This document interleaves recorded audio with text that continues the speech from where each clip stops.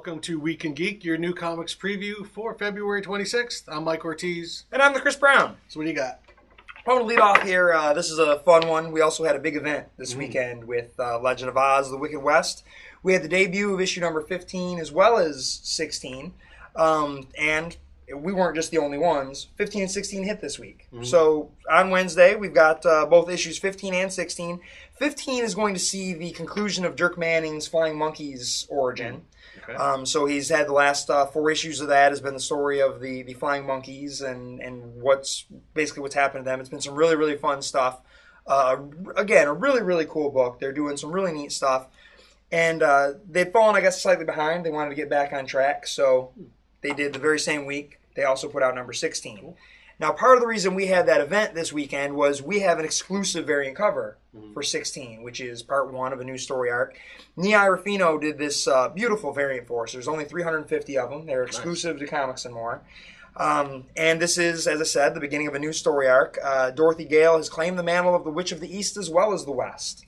So her powers are growing, and we're going to see what's going on with Gale there. So really, really just neat stuff. And we're really proud of this cover. Nia Rufino did a wonderful job. Tom Hutchison continues to do a wonderful job writing. Just really, really cool stuff. Indeed. Next, I've got issue number 2 of Empire of the Dead. This is George A. Romero's comics continuation of the Dead stories he's been doing for years. This one, I'm trying to remember exactly. I got about halfway through the first. It was kind of a lot of setup about what's going on in the city and what's going on with the zombies and various populace. I'm going to have to reread it because it was one of those things that I kind of rushed through. But the artwork by Alex Mayleave is incredible. Some really, really nice stuff here. And it, again, a comic book written by George Romero. Sort of hits that sweet spot for zombies. I mean, hey, zombie comics are all the rage. Why shouldn't it be done by the godfather of flesh-eating zombies? Then we've got, speaking of being behind, and falls in right around that same number here. Issue 15 of Hawkeye was behind, very, very late. So late that they put out issue 16 before 15. And that was a month ago. So now they finally got out issue 15.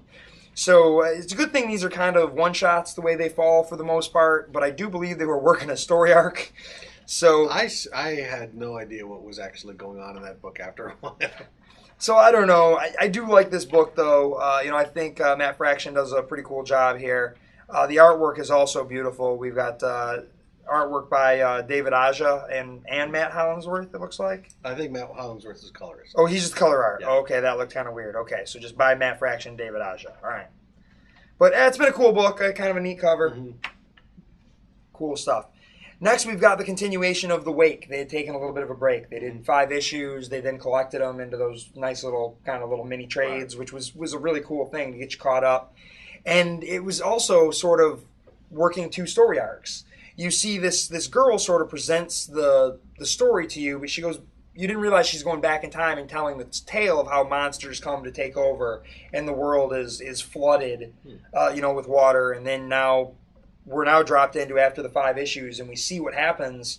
We're now dropped into the future. Oh. This girl, our narrator's present, and what has happened going forward. It says, looks like in 2014 is where our previous story took place, even though it started coming out in 2013. So he was already a future visionary, apparently, seeing months into the future.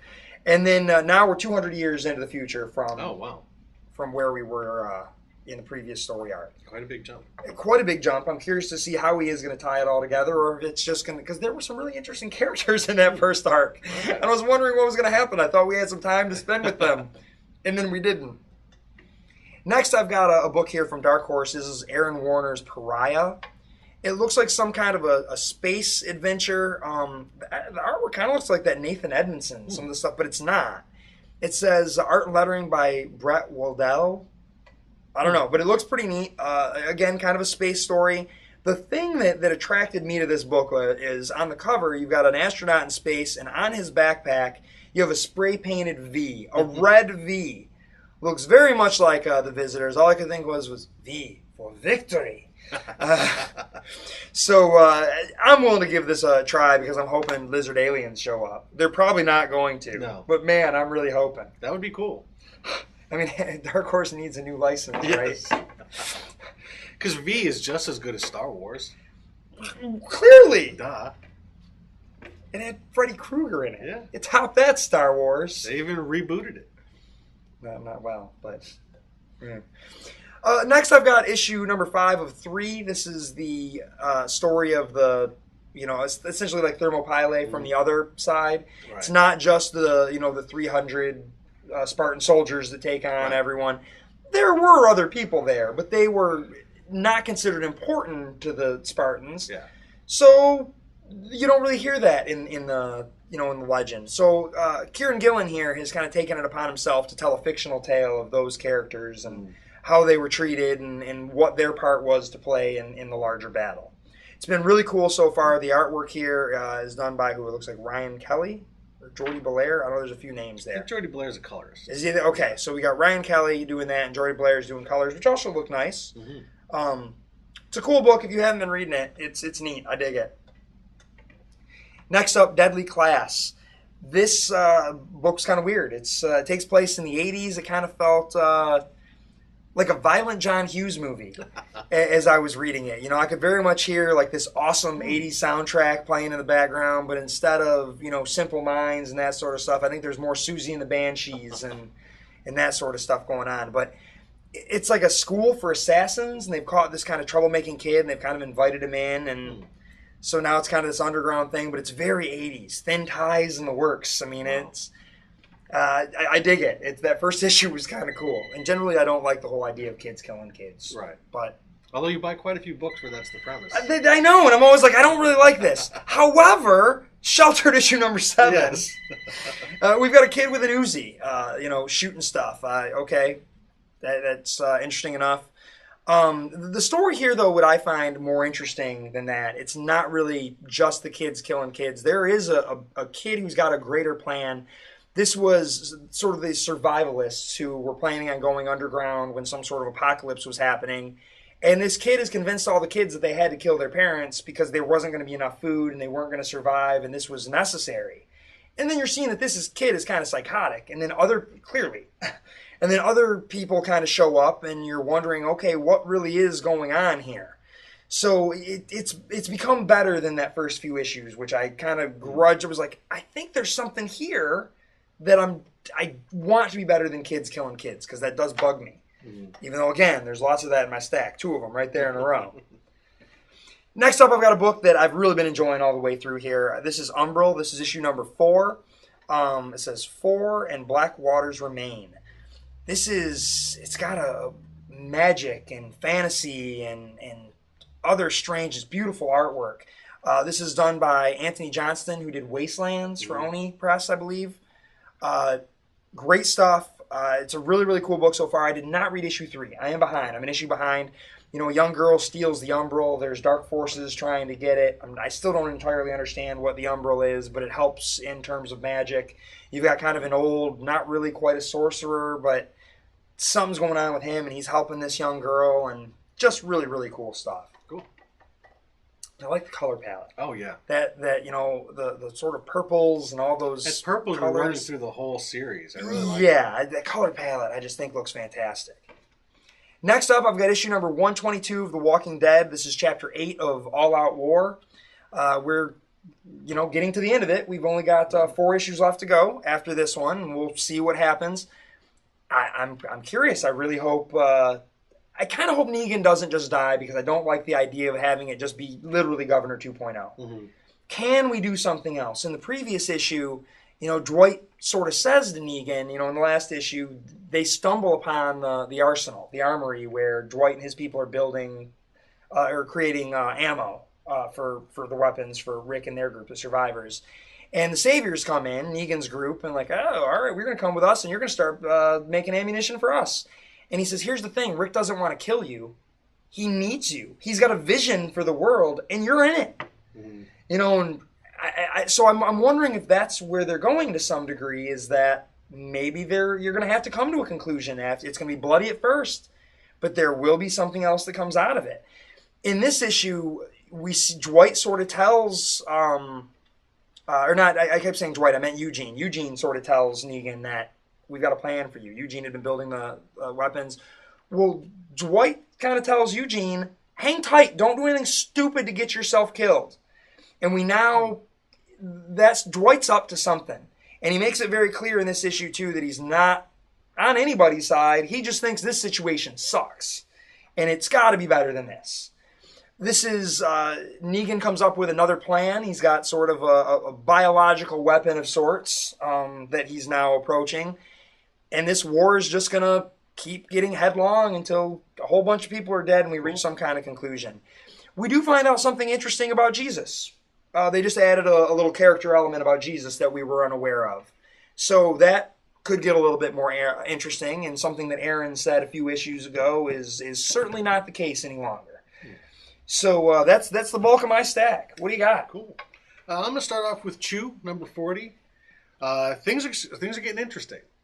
In the last issue, we had hallucinogenic, what are those things called? Chogs? Yes. And Tony's girlfriend, who also has powers, and his daughter, who has powers similar to his but kind of better. Yes. They mix up a little recipe for Tony using that freaky plant, and it seems like Tony's girlfriend, who's a writer, kind of like wrote a science fiction novel, but in the language of the letters in the sky. Yes, which come from those pineapples, right? The weird and then they give this concoction to Tony, and he pops up kind of in this science fiction story with his dead sister. Which may not be a science fiction story so much as the other layer of this story that they've been teasing us with since the beginning. Very beginning. So yeah, now we're getting a little backstory. We're getting some of the some information about the science fiction elements of this. Plus, it's got a lot of kind of hallucinogenic qualities in it. We've got Tony here kind of seeing himself as a rabbit. This is a great book, but they did that before. Yeah, this is a lot of fun, and I think we're starting to really see those pieces kind of come together here, which I'm really excited for. I know this book, like every once in a while, it'll get to a point where you're like, it doesn't seem to be going anywhere, and then you realize they're just kind of moving pieces in place because he does have an end game. Yes, all of that. So yeah, the book is really a lot of fun, and it looks like we do finally get a little bit more explanation of some of the sci-fi stuff, which I've been waiting for. Yeah, me too. Next up is Manhattan Projects. This is, again, kind of just a crazy book. We've got Albert Einstein and was it Oppenheimer are basically kind of our two lead characters. General Westmoreland had come in. But they're not really Einstein and Oppenheimer. No, and they are. Yeah, and they are. General Westmoreland came in and basically decided to shake up all of these scientists. He didn't like the fact that they were unanswerable to the government and the military, and he decided to make them answerable, and that didn't work out so well for him. We've got aliens and stuff like that, and this book's just been a lot of fun. It looks like we're addressing a little bit more of the issues with Oppenheimer here. There's something kind of big happens at the end, but this book's been a lot of fun. Just some crazy, literally crazy scientists, the smartest and craziest people on Earth with access to technology that like is nobody's business, and aliens and yeah, this book just continues to be just a really great ride. Next up, Satellite Sam. This is again sort of the seedier side of the golden age of television back in the 50s. A kid, Satellite Sam is a kid show, a science fiction kid show, and the lead character gets killed, and his son has to take over and investigate his father's murder. I'm an issue behind on this. And these also have not been coming out in a monthly capacity, so it's probably been like 4 months since I've read anything. Great Howard Chaykin artwork. There's an ad in the back for the Black Kiss Christmas special. Yeah. Which is okay, because that hasn't come out yet either. Yes. Well, it says in stores July. Awesome. But yeah, this has been a good ride, kind of, relatively realistic, somewhat historical, great artwork. Chaykin's artwork fits that time period perfectly. Fraction's really well, very knowledgeable about this time period in entertainment.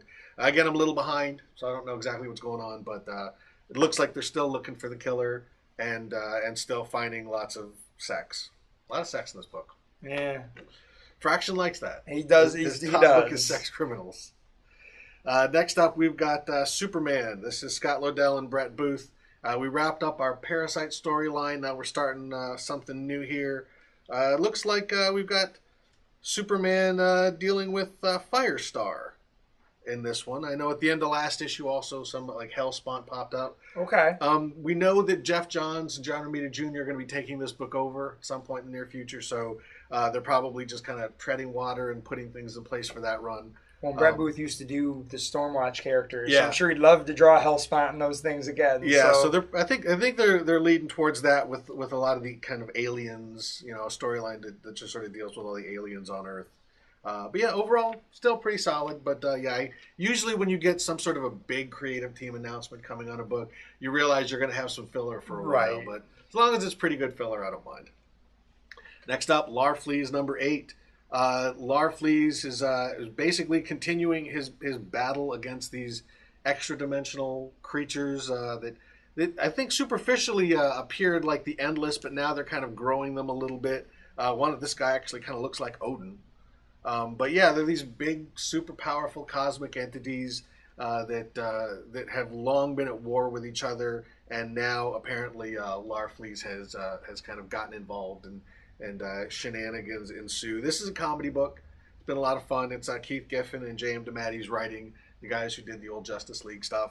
Same kind of sense of humor. Okay. But that applied to a rather horrible cosmic kind of, not even hero. You can't call him a hero. He was technically a villain. Next up, Miracle Man number 3. This is continuing the reprinting of the original writer. And this time it's Alan Davis and Gary Leach. This is great stuff. I mean, this is still kind of that original run from England in Warrior. It hasn't transitioned over to the stuff that Eclipse did new. But if you've never read this book, this is one of the classics. This is one of the great superhero stories of the 80s. This and Watchmen. Those touch-up colors are great. The colors are great. I think they've done a really good job of keeping, it's all digital, but they're keeping the kind of painterly aspect that they had in the original run. It's very subdued, very subtle. Yeah. It looks like the back half of this book is not black and white Mick Anglo reprints. They're reprinting some other Miracle Man stuff. Okay. Which is good. I'm glad to see that there was a lot of stuff that they never collected. I don't know if this is necessarily Alan Moore's stuff on this. It looks like it might be. Okay. So yeah, I mean, we've got some interesting additions, some sketches. Marvel has really done a fantastic job in representing this material with a brand new cover by Alan Davis. Good stuff. Next up, Wolverine and the X-Men number 42. This is a cover that's knocking off the classic Days of Future Past cover. Here, all of the Wolverine and Storm are standing in front of a poster of all the students, and instead of saying deceased, they say graduated. Because, this is the last issue. It's the graduation issue. This is the final issue. The book comes back with Jason Latour March 5th. Okay. I don't know if the direction's going to be a little different. That art looks cool. Yeah, got some interesting stuff. But Jason Aaron's done a great job on this. It looks like we're flashing to the future. We've got old Wolverine and some old Bamfs and an older version of Quentin. This is a lot of fun. Jason Aaron, really, I never expected to like this book, and it's been fantastic. He's a great writer. This is kudos to him for really making me interested in. Jason Aaron got me reinterested in the X-Men after easily, how long has it been since I think Joss Whedon, when he was on the book, was the last time I was paying attention to it. A decade ago? Or really, really enjoying it. But this I think was the beginning of the renaissance that we've seen in the X-Men book started here. Next up, Guardians of the Galaxy number 12. This is continuing the trial of Jean Grey. We keep there were some nice moments last time in the all-new X-Men. We forget that all of the stuff that the X-Men from the past don't know. So So Corsair showed up in the last issue, and Scott had no idea that his father was still alive and was flying around in space because adult Scott knew this. But they were taken from a time. So Corsair shows up and goes, "Hey, everybody, what's going on?" And it's like, "Oh my God, my dad is alive and he's here." So that's kind of a neat thing. Bendis is sort of remembering just how much these X-Men are unfamiliar with the existing Marvel Universe. And Corsair should fit in. The Starjammers should fit into a story about the X-Men and the Shi'ar Empire. It all makes perfect sense. They've kind of explained to Jean Grey why she's on trial, and she sort of knows that, hey, she's got the potential to be very, very dangerous in the future. So yeah, this has really been an interesting book. I mean, it's not It's not a fight book. It's people talking, and that's what Bendis really does best. Yes. So yeah, he does it well. A lot of great character stuff in this. How it's going to play out, I'm assuming Jean Grey is not going to be killed or anything. But, you would imagine not. But yeah, but the thing is, this book has continually kept me guessing so long that whatever I think is going to be the outcome of this book is not going to be it. So I don't even try anymore. But it's a lot of fun. It's really a lot of fun, especially this crossover between. I mean, I'm really thinking it more of an X-Men book than the Guardians book. I think that X-Men book has been stronger than the Guardian stuff overall. But this storyline, they're completely interwoven. I mean, even the Bendis is writing them both. Yeah. Anyway, so yeah, Trial of Jean Grey, good stuff. Next up, Cataclysm: The Ultimate's Last Stand, number 5. This is the last story in the battle against Galactus, and it turns out they don't.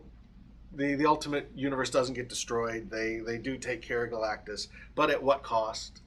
Lots of people are dead, and we're going to go into the reboot of the Ultimate Universe. I actually kind of like. I don't know that I'm going to do anything. They've rebooted the Ultimate Universe as many times as they've rebooted the 616 in a quarter of the amount of time. This time, though, I think the other times they kind of half-assed it, and it wasn't that different. I think they just kind of realized, okay, if we want to keep this going, we actually genuinely have to do something different, because, like they pointed out, the regular Marvel Universe looks a lot like the Ultimate Universe. So the new team of Ultimates will not have Captain America. Okay. It won't have Thor. It won't have Iron Man. It's Spider-Man and Cloak and Dagger, and it's I've never seen an Avengers team with Spider-Man and Cloak and Dagger. The Fantastic Four, I think, is the Falcon, Iron Man, Machine Man, and the Invisible Woman. So they're shaking things up. They've killed off a lot of people. Maybe it'll breathe some new life into it. But this has been a lot of fun. I mean, this is really kind of the end of an era of the Ultimate Universe that's done by, Bendis and Bagley, the guys who sort of created it. So yeah, anytime when Galactus shows up, it's a lot of fun. I would like for him to eat an Earth some point. I don't care which Earth. I just think he deserves it after all this time.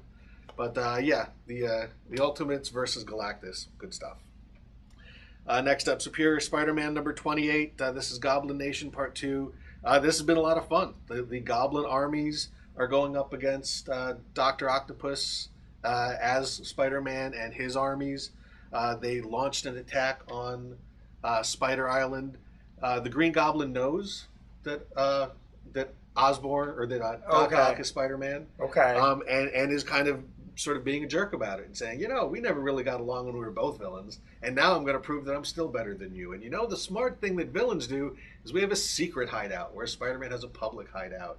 And so they launch a big attack. Okay. One of the interesting things about this, and this has been pointed out recently, we don't know for sure that this is Norman Osborn. He's never appeared with his mask off. He's got a scar on his chest where Norman would have had a scar. But there has been some suspicion that this is actually not Norman. Really? That this is someone else. Some people suggested maybe it's Harry, that he's gone insane again. Or if you go back, there's always been that story that Steve Ditko always wanted the reveal of the Goblin to be someone that no one had ever seen before and that no one knew, because that would be kind of more real. Right. Some people have suggested that maybe they're going to pull the mask off this Goblin and go, who the hell is he? We've never seen him in the 700 issues of Spider-Man. This is a totally new guy. It seems like it's Norman. So we'll see if Dan Slott is once again just sort of playing around with things. I kind of hope it's Norman because it would make more sense. But I guess what if it's Harry Osborn in Norman Osborn's body? Ooh. Thus explaining the scar. That, if Dan Slott is watching, we may have just rewritten the ending of issue 29. But that's my stack. All right, that brings me to the top of my stack. And while I hate to beat a dead horse, I have this dead horse in front of me. I've got Powerpuff Girls number 6, the subscription cover. Man, those little girls look like cute, tiny little girls. Hot. And they're fighting Mojo Jojo. Okay, here's your book. You got what you wanted. For those fans that were complaining about Powerpuff Girls and how they rejected the cover done by Mimi Yoon, issue 6 is out. Subscription cover is out. It's cute. It's fun. It's $3.99. You better get your $3.99 out and prove that you want to buy things that are kid-friendly. Yeah. You got your way. You got a cover taken off of the book that people wanted to buy. For whatever reason they wanted to buy it, it has nothing to do with those of you that complained that, then we're saying, well, this should be taken away and nobody should be able to have that. Okay, now we all have this. Buy it. Mm-hmm. Buy the book. Prove to the powers that be that this is what the people want. There was a big clamoring of people that were saying, well, I should be able to have that cover. Why, if you don't like it, why can't I have it? That's still not fair. Right. Well, prove it. And money speaks more powerfully than anything else. So go buy that book and prove that this is what you wanted, and continue to buy this Powerpuff Girls because they're doing a really great job. Mm-hmm. IDW is doing some fun stuff with the Powerpuff Girls and all their kid-friendly licenses. Now, I say kid-friendly because I want to reiterate that this is not a kid's book. This is an all-ages book. No company worth their salt is going to be dumb enough to pigeonhole themselves in a spot where we only sell kids' books. No, we sell all-ages books to kids of all ages. That's the idea. So this is a great all-ages, kid-friendly Powerpuff Girls book. So buy it. Prove to IDW that it's what you want, because it's what you got. There's another controversy going around. Really? And this kind of is at the heart of it. My pick is Fantastic Four #1. Now, oh yeah, there is that little controversy. If you look at this book, you see here, Fantastic Four are wearing red and black costumes. Now, they have historically worn either black and blue or black and white costumes. Or blue and white. Yeah, although the blue and white, it was arguable, was it black? Okay. You know, is when you do black in a comic, sometimes it's blue. Fair enough. So they started off black and white, okay. And then it just got, so yeah, but blue and white. So if you're going to do the Fantastic Four, get their color right. I mean, red costumes. But actually, Johnny Storm... The color of their costumes is all wrong! It's wrong. You can't have the Fantastic Four in red costumes, except Johnny Storm... But did Johnny Storm and Sue have the same color costumes? Well, Johnny Storm actually did wear a red costume in the 70s. So they got Johnny's color right and everybody else's color wrong in this book. So, yeah, the internet's apparently been complaining about that. They have been complaining about the color of Johnny. I have noticed that. But he's the only one who's right. Right. He's the only one who's right. They got everybody else's color wrong in this book, and I hope that they're going to rectify that. You know what? But they're just as I've read over there on Comic Book Resources. You know, Marvel just didn't brainwash people properly. Yes. So they're brainwashing us to get used to these costumes. Right. That when these costumes show up again, we'll be used to it. And we won't complain. If they were red costumes, because the precedent will have been set. Right.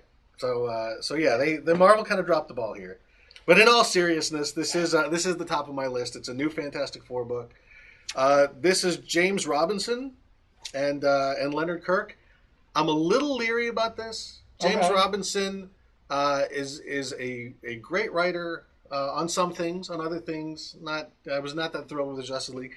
He does a great job with a lot of kind of retro stuff. Yes, and that I'm sure is why he was put on this. I'm not a fan of retro Fantastic Four. I always like the Fantastic Four that's a little bit more futuristic, a little more modern. Okay. Which is why, like, Hickman was perfect. Agreed. That was perfect FF for me. I thought Fraction was also a good choice. And I don't know. I'm trying it. I'm sure it's going to be good. I was not a big fan of, like, the Mark Waid Fantastic Four because that was fairly retro. So when they do the FF in a very retro way, they also use the God card. I mean, you're like, oh, really? They're going to fix everything because God's going to fix it? Oh, God is Jack Kirby. Yeah. God, Marvel, I hate you, even though I feel warm and fuzzy inside. It's okay if God's Jack Kirby. Well, no, it made sense, but it was like just a cheap shot. Cheap shot, punk. Yeah. So it looks like we got the Fantastic Four fighting Fin Fang Foom, so that sounds pretty awesome. I like that. Great artwork. When it does sound awesome, just say it. Fin Fang Foom. Fin Fang Foom. It always sounds awesome. He's got to have his own book, and he is wearing the purple shorts. So yeah, very classic. Oh, so they got the color of Fin Fang Foom's costume right. Yeah, but yeah, the FF. I mean, look at Sue. That's not the right color. But yeah, so we're gonna give this a shot. It doesn't matter. I have every issue of the Fantastic Four going back to issue number 47 in 1966. If this was nothing but blank white pages, I would still be morally obliged to buy it. Don't give Marvel any ideas. We're going to sell a blank white comic, and you can have an artist draw your own comic for you at a convention. Hey, I may be the only one who buys it, but I'm in. I'm all in on the FF. That's the one area where they'll put the panels in for you, but all the panels are blank, and you have to work within the storyboard. Yeah. Yeah, I'll buy it. I don't care. I'm a sucker. That's my. They'll put a cover on it, and then you've got to follow the story of the cover. They don't even have. They could just say, "Here, this is the Invisible Woman variant," and have no comic, and I'll still buy it because it's Fantastic Four. So I'm a sucker, and Marvel's got me there. But in any event, this actually genuinely really looks like a good book. I'm always excited for the Fantastic Four. I'm hoping we get Starman James Robinson and not Cry for Justice James Robinson. Absolutely. But regardless, it's the Fantastic Four, so it's my top pick. Right on. Big week this week. Big lots week. Of cool stuff. Yeah. So be sure to pick up all that stuff. Get your Legends of Oz number 16 variant. Pick up your Powerpuff Girls subscription cover, and pick up that Fantastic Four. Marvel's being progressive by changing their costumes. So I notice on we got to support that. On the reflective of a new world. On the front cover, you actually can't tell what race Johnny is. So I wonder if that was intentional. He looks like Ronald Reagan. That's even worse than... that's worse than anything you could possibly do. And with that, that is your Week in Geek.